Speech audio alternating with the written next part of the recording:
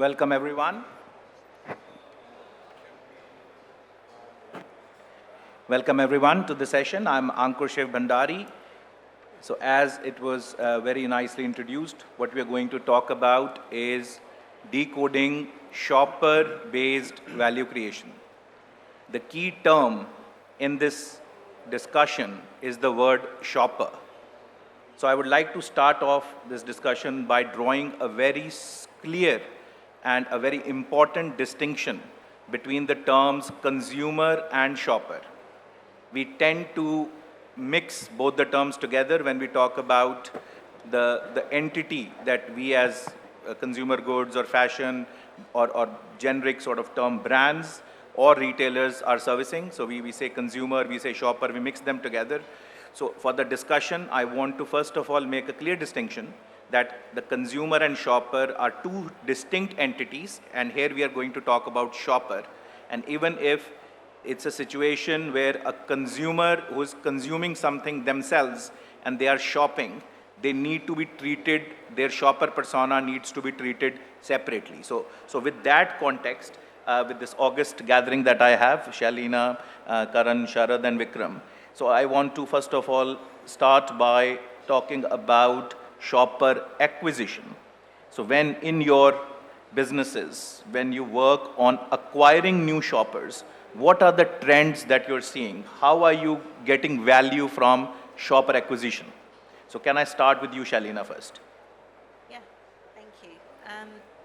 I guess the journey starts by creating a huge glass building of 30,000 square feet, planting it in a city of India, and that in itself, when it's 6 months in the building and the making, creates a build-up of people wanting to see what this is and when they can come and visit and what will be in this store. So we have to build up the drama, but really once the stores are out there, I think you're just adjusting, is that better? The acquisition comes in the form of the store. We believe our store is our billboard.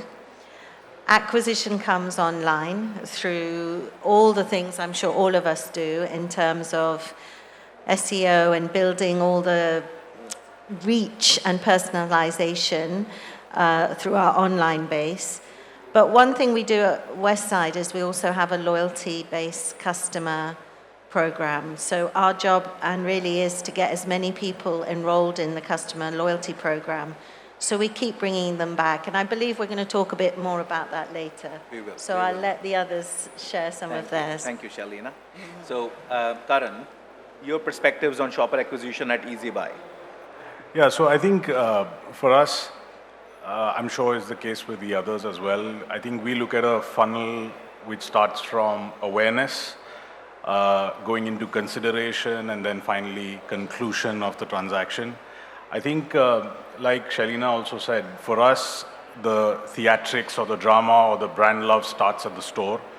Awareness is largely built around our footprint, and we don't necessarily do any omni or online play. The segment in which we operate, the unit economics doesn't really justify delivering to the customer at their doorstep, but our stores do that job. We go closer to the consumer. On acquisition, I think it's a two-pronged approach. Like I said, one is the store, and then there's the assortment, the product, which, of course, once you've identified who your target audience is, you build your assortment accordingly. And I think on the conclusion or the in-store experience, I think it's fairly straightforward that you do a good job, you do a table stakes job on things that matter to the consumer, and then you try and delight in other aspects which are incredibly important for her to conclude the transaction. The hardest part is the consideration, which in a cluttered market is tough. But I think there at Easybuy, we intend to first marry the perception with the core proposition. And I think that's the hardest part, that's the slowest part. But I think that's important because over a period of time, you build brand love, which is far more sustainable than gimmickry or even short-term gains. So I think that's how we approach it, and I'll let the others chime Brilliant. in before I Brilliant. detail anything Thanks out. for sharing. Yeah. So Vikram, of course, you have a amazing history behind you. So I guess the shopper acquisition potentially takes a slightly different shape. When we were speaking earlier, I believe you said you're the 6th generation leading your retail empire. So yeah, would be welcome your thoughts. Hi. For us, the shopper acquisition or the customer acquisition is more about experience. I mean, the experience that a shopper or a customer gets in our store when he first walks into.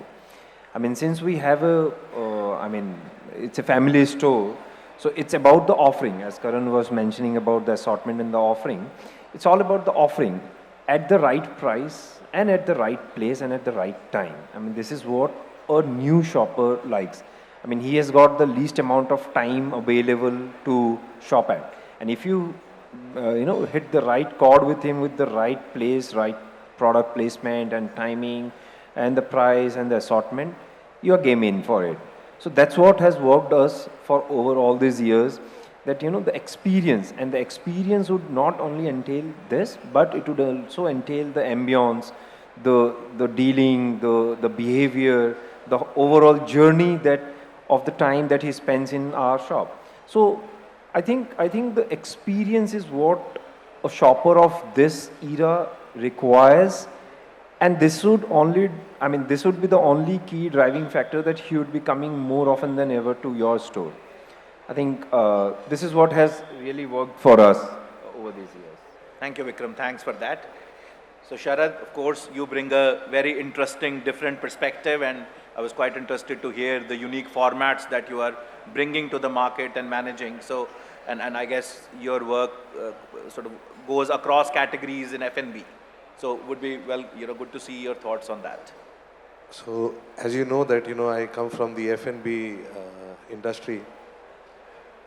However, I believe that customer acquisition is always something that all industries have to, go through.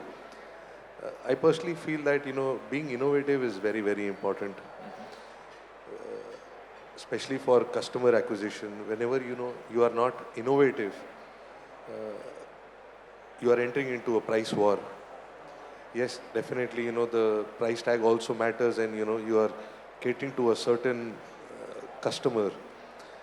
But then I always feel that, one should always stand out, be innovative. We need to keep experimenting with, doing different kind of things. And especially when it comes to retail, I generally see, like people are always, the stores are there with the clothes hanging, but there is no story behind it. I personally feel that, when you support your brand with the story, there is definitely a customer acquisition also. Then the customer correlates to you, and then it becomes very, very easier to, bring them back. So, I would... No, very good, very good. Thanks I would for sharing. say drama is very important rather for, Yes. for selling anything. Yes. Without drama and without the story, Yes. it's literally very difficult. Yes, because at the end you are offering more or less what your neighbor is offering. Yeah. So if you don't stand out because of your story, I mean, You stand out. the fabric is the same at Yeah. the end. So yes, of course, the fabric or the design has to be different. But then at the end, if you are unable to sell it, there is no story behind it. Yeah. It becomes difficult to connect with the customer. Thank you so much for sharing that, Sharad. I think it was very interesting to note. So sort of, from starting with Westside, the leading point that was mentioned was infrastructure. So build the buildings, glass buildings, and they will come. Then Karan, from your point of view, the leading point was awareness. That, you lead with how to create awareness about the proposition. Then Vikram, for you, the leading point was experience. That it was, with experience and sort of, and then of course, from your point of view, Sharad, was innovation. So it was interesting, but there was a common thread of that story of, creating that environment for the shopper where they feel connected, where they, are able to connect with the proposition that you are offering. So that's brilliant. So that's great in terms of the first pillar I wanted to touch upon. So if we can get to the second pillar, so as we discussed, we talk about 4 areas. So we talk about acquisition at the moment. We'll talk about increasing basket spend of the shopper as the second one. We will talk about increasing the frequency of purchase as the third one, and profitability as the fourth one. So we've touched upon acquisition. Now, if I can get your thoughts on how do you, so you have the shopper, you have acquired the shopper. How do you increase their basket spend? So how do you create value by increasing their basket spend? If I can get your thoughts, please, Shailina, first. Yes, so I think the storytelling and bringing to life the experience in store, I think we all are saying the same thing. Yeah. The increase of basket spend, a lot of people, especially now in India, people shop as a pastime. And we have to get them in the stores and just create theatre and excitement. So for us, driving a UPT in store is key. And the way we do it at Westside is we have fresh fashion every week at affordable prices. But you don't just go away with one item, you create outfits for yourself, your children, your husband, beauty. We have everything you would want in your life, but we bring it together in such a way that it drives you to spend more. Not because we want to be pushy, but because we've innovated, we've spotted trends, and we've brought to the market what people want. We don't want to be pushy, we don't want to force. We want people to feel they want it. So I think that's how we do it. And we also, again, have a loyalty scheme where we've seen, we have 8 million loyal members who shop our brand. And the more they love us and the more we can engage with them, and a lot of social media and online work is done for that, the more they spend with us. So unlocking the potential of loyalty and bringing them back and showing we care and sending them messages allows us to increase their spend. Brilliant. Thank you, Shailina, for that. Karan, your Yeah, thoughts I think on I that? fully agree with what Shailina just said. I think at Easybuy as well, it's a little counterintuitive for someone to say that, look, we don't necessarily drive basket size at that moment, all we care about is that she had a great experience and she'll come back to us again, because that's more sustainable. Because if you look at the wardrobe crisis that every family has today, it's actually a little counterintuitive to keep pushing in more. And that's not something that will drive love, that will probably drive them away, probably create dissonance, and that's something we try to avoid. We actually care more about bringing them back in, making sure that they talk about a good experience at our stores. Like Shailina said, we have about 4.5 million consumers who shop with us, and their trust, their love is more important than that moment where I can push that one extra piece in her basket. And I think that has what has helped us sustain over a period of time. And we believe that at the end of it all, because we are in the value space, if we are able to constantly drive that willingness to pay up, irrespective of how we are priced, we are doing a good job of delighting. So that's how we look at it, and not necessarily have a metric of the number of pieces we sold to one customer. But yeah, over a period of time, what her lifetime value is and how she associates with us, how she talks about us, that's more important. Because like I said earlier, it's a cluttered market. We want her to say that we are different and we are better, rather than us trying to say that. So it's a little bit of an organic approach. Sure. More subtle approach. Subtle approach. Okay, that's I'd like great. to believe so. Sure. Yes. Vikram, your thoughts, please. Yeah, I think, as I mentioned, for us, it's more of creating affinity. Customers with the experience that they get in the store, it creates a deep affinity with the store. And this is what drives the ticket size. The day the customer becomes, habituated to coming to a store and he finds very comfortable walking to the store, shopping, dealing and, interacting with your sales guys and interacting at the cash counters during the exits and checkouts. So this is what creates the affinity, and this actually holds on to generation after generation, because I mean, we have seen this for last 200 odd years, and being the sixth generation of the family driving the business, we have learned it the way that, the legacy that you can hold on to your store in the minds of the consumers or the shoppers is by creating affinity towards your store. And that can only come if the first-hand experience when he enters the store is as good as he is entering like a known territory. I think this is very important in this era of hyper competitive, and as Karan was mentioning, it's a cluttered market. Creating that extra affinity towards the brand, towards the store, towards the place of selling is what is needed, because there are a lot of options for shoppers to diverge and to divulge. But he will only stick to that store or that brand where he feels most connected. Not only in terms of offering, but also in terms of treating him in like a family member. So I think that is very crucial in this era of competition. Thank you, Vikram. Sharad, your thoughts on, of course, the offer is slightly different. So yeah, welcome your thoughts. Well, I personally feel that training plays a very important role here. When your people are trained, is when you have the shopper inside your store, or let's say a customer walking into any of the establishment. I personally feel that when you give a good training, the customer is able to understand the product better, and that is how that person is able to upsell. That's what what we do. Generally, every day we have a training session where we are explaining about how the food, what are the ingredients like, and what the dish is called, etc., etc. So similarly, I believe that in apparels also, if the training is given well, so one can, explain the product, and of course, there is a huge variety of apparels in the store. So there are medium level prices, there are high level prices. So once you tend to update the customer and you tell them about the product, there are chances that, they may go in for a upper category. So that's how, the ticket, you can get more bucks out of the customer, No, I think that's a fantastic point of view, that it is not only about, the proposition, it is about enabling your teams to help the customer and guide them on that path.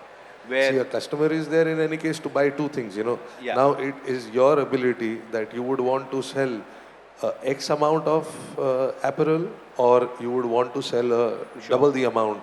Sure. So that No, I depends think on the skills. That's a great perspective, and I think one common theme that was emerging from all the four answers was about connection. How do you make that connection? You can make that connection through education, as you have shared just now, or you could make the connection through the experience that they have in the store. Storytelling, as you said, Shailina, and I think Vikram, you've touched on that as well, and you've used the word affinity. Karan, how do you create that affinity? So of course that helps. In the interest of time, what I'm going to do is the last two buckets I'm going to combine into one, because I think you've already shared your points that it is more about subtly creating that long term, and I think Karan, you used the word lifetime value. It is about lifetime value. So I think what I'm going to focus on now is profitability. So yes, we have to of course show the bottom line as well. So you've acquired the customers, you are doing certain things to be able to increase their basket spend. Now, are there any measures which you specifically take to increase profitability from your proposition through the shoppers? Shailina, if I can start with you first. It's quite a difficult question, actually, because I think we all are in the business of making money, because actually if we didn't make profit, we'd cease to exist. Yeah. But I don't think the profitability is obvious on the shop floor or the restaurant floor. I think the subtleties behind the scenes have to come into play. And by that I mean, we book 10 million meters of fabric to create our ranges. That's where I've got to negotiate. We have 5 distribution warehouses fully staffed. The efficiency at packing and distributing to all our stores is where we look for areas of increasing profitability. This is not about paying less, this is about being efficient. Buying less stock. In our business, inventory is where our money is spent. and buying the wrong inventory can kill the business. So buying less, but buying it right and replenishing and repeating fast, we're seeing a huge benefit to drive profitability that way. So the customers will be looked after, and we all do that well. I think it's, for me, the supply chain and what happens behind. Attrition. We employ 11,000 staff members. If we lose them after we've trained them for 2 years, we have to start all over again. How do we keep our staff engaged and happy? So I think it's the softer skills that end up driving the profit line. Brilliant. Thank you, Shailina. Thanks for that. I think asked and answered, honestly. I pretty much resonate with everything Shailina just said. I'll just add that, like I said earlier, frequency for us, or her coming back to us, is more critical. And that, obviously, one part is that there's external validation that she seeks once she's shopped with us. And I think constantly consumers are up-trading or down-trading. We actually like to believe that we facilitate that very organically. I think Shailina mentioned about inventory, productivity. I think all of that drives the end result, which is not something you're actually chasing from the get-go when you're thinking consumer in. But I mean, I could relate it with an example that we'd like to believe that it's best to be like the human body. You don't stuff yourself. It's good to not stuff yourself. We don't want to stuff our stores with inventory. We like to believe that aggregating in the DCs is more critical, and delivering it on time, by occasion, by consumer segment is more important. And I think these are some of the small tweaks that every business makes over a period of time to actually adjust to the right formula that drives profitability. For us, it's no different. I think the last thing I'd say is the most critical thing for us in our business is to deliver on-point Trend when she needs it. And for that, the entire supply chain has to really be oriented in that manner. And I think that's the most critical piece to deliver that end objective of profit. Brilliant. Thank you, Karan. Thanks for sharing. Vikram, your thoughts? I think profitability is a much more macro term, to be discussed. I guess profitability is more of a function of cost. And now it depends on the brand and company to company, or a retailer to retailer, how he perceives the cost. I mean, be it the direct overheads, the rentals, the staff, the salaries, and the store maintenance. But I think the indirect cost, the cost creeping in because of the inefficiencies in your processes and systems. And that might be because your staff is not well trained. Your operations are not yet optimized. The inventory is probably not just in time. There are a lot of data which is kind of flowing at every store, be it a smaller, be it a bigger, whatever kind of format or whatever kind of market that retailer or that store is into. Technologies like the AIs and data analytics and all these things. I think now what is more required to bring in that profitability in a real sense is to drive out the inefficiencies which are creeping in because of the inherent operational disability which a retailer over a period of time kind of gets attached to it. I mean, now the retailer has to shake up his head and understand that which are those inherent efficiencies which is really creeping in. Is this the staff team? Are they not properly upskilled? Or is this the supply chain which is creating the pain? Or is it the store ambience which is creating the pain, which is what not being liked by the shopper? I mean, the shopper's data, there's a big amount of data, large, ocean of data which flows every day, every minute in front of us. We need to pick the line between the data and understand that what the data is trying to tell us about our inefficiencies. And if we pick the right thing, probably we get to the answer that, okay, this is the inefficiency and this is causing us cost, and this is why it is driving our profitability down. I think catching on to that hook is really needed. No, thank you, Vikram. No, I think that's a very comprehensive perspective on that, and I'll come back to a couple of points that you've kindly mentioned. Sharad, your thoughts, please. So increasing the profitability, if you would have asked me this question about 2 years back, I would have said reduce the cost. But eventually, over the period of time, I believe that, neither reducing the rent, nor salaries, nor the overheads, nothing. I mean, there is a very less probability that, you can reduce the cost. But like I said, when you are more innovative, you like to bring in things that your competitors don't have. You target the timings where, the dull timings at your store, where the customer is not there. You like to fill in that gap where, how do I bring in the customer, let's say between 2 o'clock to 4 o'clock, if that is the dull time. Also, I believe a lot of tie-ups can help here because, see, at the end, what you're offering is a certain product. Imagine you add 2 more things to it, maybe, let's say a shop in a shop, maybe a small cafeteria. So, while the wife is shopping, the husband can grab a coffee or probably a drink or like that. So, and you are using that space which is probably not generating that kind of revenue. So you are kind of either leasing it, subleasing it, or you are running an in-house brand and somehow you are making that cafe run.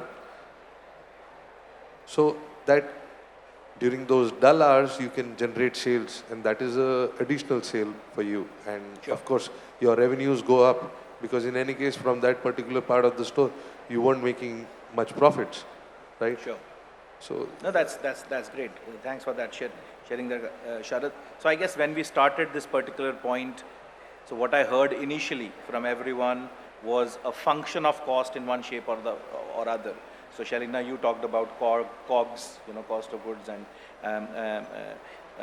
Karan, you talked about frequency, and then you talked about external validation and sort of connected it with the cost as well.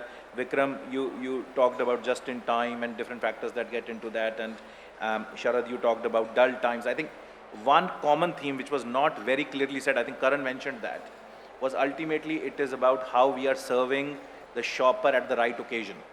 So whether our inventory is geared to serve the right occasion at the right time, whether from your point of view, Sharad, whether you are focusing on the occasion in terms of dull times, whether you create an occasion called happy hours so that you target the shopper from that perspective, and I guess Shailina from your perspective as well, understanding what are the occasions you are serving and then connecting your inventory to that occasion so that it is served in a more efficient manner. I think that could be potentially, and I think you're already doing that.